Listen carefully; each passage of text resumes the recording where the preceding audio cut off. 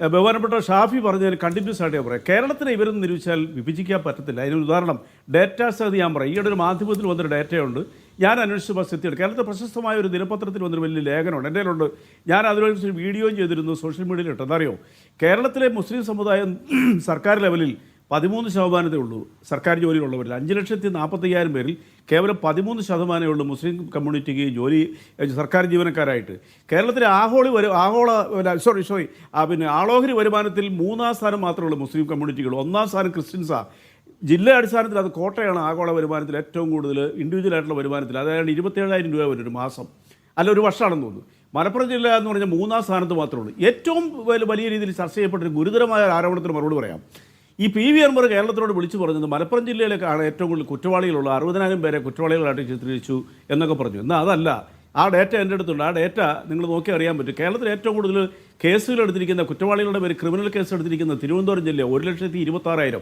മലപ്പുറം ജില്ലയ്ക്ക് 9-ാമത്തെ സ്ഥാനമേ ഉള്ളൂ. എന്തുകൊണ്ടാണ്? അത് മലപ്പുറം ജില്ലയുടെ സൗഹാർദ്ദ അന്തരീക്ഷവും മലപ്പുറം ജില്ലയിൽ ഒരു പ്രത്യേക വിഭാഗം തെറ്റുകളിലേക്ക് പോകുന്നവരെ കണിശമായി നിയന്ത്രിക്കുന്നുകൊണ്ടാണ്. ഇനി മറ്റൊരു പ്രത്യേകത, ഞാൻ 2 കാര്യം പറയാം. അത് പറയാൻ നിങ്ങൾ എന്നെ അനുവദിച്ചേ പറ്റൂ. മലപ്പുറം ജില്ലയിലെ എടക്കര എന്നുള്ള സ്ഥലമുണ്ട്. ഞാൻ എടക്കര യാത്ര ചെയ്തിട്ടുള്ള. അതിന് സമീപത്ത് ഒരു വീട്ടിലെ ഒരു ഉമ്മ, തൊട്ടടുത്ത വീട്ടിലെ അവരുടെ വീടിൻ്റെ ഒരു 150 മീറ്റർ അപ്പുറത്തുള്ള വീട്ടിലെ ആ അവസാനത്തെ ആശ്രയമായ അച്ഛനും മരിച്ചുപോയി. ഒരു ഓണനാളിൽ ആണ് ഈ കുഞ്ഞുങ്ങളും അയാളുടെ അച്ഛൻ മരിച്ചു പോകുന്നത്. അനാഥരെ നേരെ ഉമ്മ വീട്ടിൽ കയറി ചെന്ന 3 മക്കളെ, 2 പെൺകുഞ്ഞുങ്ങളെ ഒരു പകനെയും ചെറുപ്രായത്തിൽ ആ വീട്ടിൽ കൊണ്ടുവന്ന് വളർത്തി. അവർ മതം മാറ്റാൻ നോക്കിയില്ല. അവരുടെ ജീവിത രീതിയും അവരുടെ വിശ്വാസ സംഹിതയോടെ അവരെ വളർത്തി. 2 പെൺകുഞ്ഞുങ്ങളെ അവർ വിവാഹം ചെയ്തു കൊടുത്തു. അതേ വിശ്വാസം വിജയിച്ചെടുത്തു. മകൻ ഗൾഫിൽ നിന്ന് തിരിച്ചു വന്നപ്പോൾ അതിന് ഏതാനും മാസങ്ങൾക്ക് മരിച്ച ആ ഉമ്മയുടെ കബറങ്കിലേക്കാണ് ആ ചെറുപ്പക്കാരൻ പോയി പ്രാർത്ഥിച്ചത്. അത് കേരളത്തിലെ മിക്ക മാധ്യമങ്ങളിലെല്ലാം വന്ന് ഭയങ്കര വൈറലായിരുന്നു ആ സംഭവം. അടുത്ത തവണ എൻ്റെ ഇടക്കരയിലെ പോകുമ്പോൾ ഞാൻ ആ വീട്ടിൽ പോകും. ഒന്നതെ എന്തുകൊണ്ടാണ് അത്തരം സാഹോദര്യത്തിൽ ജീവിക്കുന്ന കേരളത്തിൽ ഒരു വെള്ളാപ്പള്ളി നടത്തി നിർമ്മിച്ചാൽ എന്താ പറയുക ഭിന്നത ഉണ്ടാക്കുന്ന നിങ്ങൾ വിചാരിക്കുന്നത്? കാഞ്ഞങ്ങാടി അടുത്ത കാലത്തൊരു സംഭവം ഉണ്ടായില്ലേ? മതനിരപേക്ഷത എന്ന് പറയുന്നത് അല്ലെങ്കിൽ കേരളത്തിൽ മതനിരപക്ഷമായി നിൽക്കുന്നത് ഏതെങ്കിലും ആളുകളുടെ സഹായം കൊണ്ടല്ല, ഏതെങ്കിലും നേതാക്കളുടെയോ ഏതെങ്കിലും പാർട്ടികളുടെയോ ഒന്നും അമിതമായ ഒരു സ്വാധീനം അതിൽ പറയാനില്ല. മലയാളി സ്വമേധ ആർജിച്ച ഒരു സംഗതി അതിനകത്തുണ്ട്. ശരി, ഞാൻ ചോദിക്കുന്നത് അതല്ല.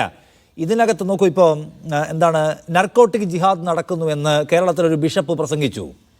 വലിയ പ്രതിഷേധത ഉണ്ടാക്കിയല്ലോ. ഒരു ഘട്ടത്തിൽ പിണറായി വിജയൻ വാർത്താ സമ്മേളനം നടത്തി നർക്കോട്ടിക് കേസുകളുടെ വിശദാംശങ്ങൾ വിശദീകരിക്കേണ്ടി വന്നു. എന്നിട്ട് അങ്ങനെ ഒരു ജിഹാദ് ഇല്ല, ഏതെങ്കിലും ഒരു മതത്തിൽ നിന്ന് മാത്രമായി പ്രതികളില്ല എന്ന് സ്ഥാപിക്കേണ്ടി വന്നു. ഇവിടെയും അത് പറയേണ്ട സന്ദർഭമാണ്. കാരണം എന്താണ്, വെള്ളാപ്പള്ളി ഒരു വലിയ സമുദായ സംഘടനയുടെ തലപ്പത്തിരിക്കുന്ന ആളാണ്. എന്നെയോ താങ്കളെയോ പോലെയല്ല. അദ്ദേഹത്തിന് ആ സമുദായ സംഘടനയ്ക്കകത്ത് ഇത്രയും പരസ്യമായി പറയുന്നെങ്കിൽ രഹസ്യമായി ഒരുപാട് കാര്യങ്ങൾ അകത്ത് ചെയ്യാൻ കഴിയുന്ന ആളാണ്. അത്രയും വലിയ കുടുംബ കൂട്ടായ്മകളുടെ തലപ്പത്തിരിക്കുന്ന ആളാണ്. ഒരു മെക്കാനിസം മുഴുവൻ കയ്യിലുള്ള ആളാണ്. അയാൾ പറയുന്ന വർഗീയതയെ സൂക്ഷിക്കണ്ടേ? അയാളത് അകത്തു പരത്തുമെന്നുള്ള ഭയപ്പാട് വേണ്ടേ? അത് തടയാൻ പ്രവർത്തിക്കണ്ടേ? അതെന്താണ് ചെയ്യാത്തതെന്നാണ് ഞാൻ ചോദിക്കുന്നത്. അറ്റ്ലീസ്റ്റ് കാന്തപുരമല്ല സർക്കാരിനെ നിയന്ത്രിക്കുന്നത്, കള്ളം പറയല്ലേ വെള്ളാപ്പള്ളി എന്നൊരു വാക്ക് പറയാൻ പിണറായി വിജയന് കഴിയണ്ടേ? വാസ്തവം പറയാൾ ആ പേര് ഉപയോഗിച്ച് വന്നത് കാന്തപുരത്തിലെ മലയാളി 1% പോലും തെറ്റായിട്ട് വ്യാഖ്യാനിക്കരുതില്ല. ഇപ്പം നിമിഷപ്രയുടെ വിഷയത്തിൽ ആ മഹാനായ മനുഷ്യൻ അദ്ദേഹത്തിൻ്റെ സ്വാധീനത്തിലൂടെ ഇന്ന് ആ പെൺകുട്ടി, ആ സ്ത്രീ ജീവിച്ചിരിക്കുന്നത് കാന്തപുരത്തിൽ നിന്നൊരു ഒറ്റ വ്യക്തി കൊണ്ടാണ് ആ മലയാളി ഇന്ന് ഒമാനിൽ ജീവിച്ചിരിക്കുന്നത്. ആ കാന്തപുരത്തിനെയൊക്കെ നമ്മൾ തെറ്റായി വ്യാഖ്യാനിക്കുന്നുണ്ടെങ്കിൽ അവരൊക്കെയാണ് ഇവിടുത്തെ വിവരദോഷികളെന്ന് പറയാൻ പറ്റത്തുള്ളൂ. എനിക്ക് തോന്നുന്നത് അങ്ങനെയുള്ള ആളുകൾ ഇപ്പോൾ കേരളത്തിൽ കുറവാണെന്ന് തോന്നുന്നു. കാന്തപുരത്തിനെ ഞാൻ നേരിട്ട് പോയി കണ്ടിട്ടുള്ള ആളാണ് ഒരു 10-15 വർഷങ്ങൾക്ക് മുമ്പ് മർക്കസയിൽ കോഴിക്കോട്.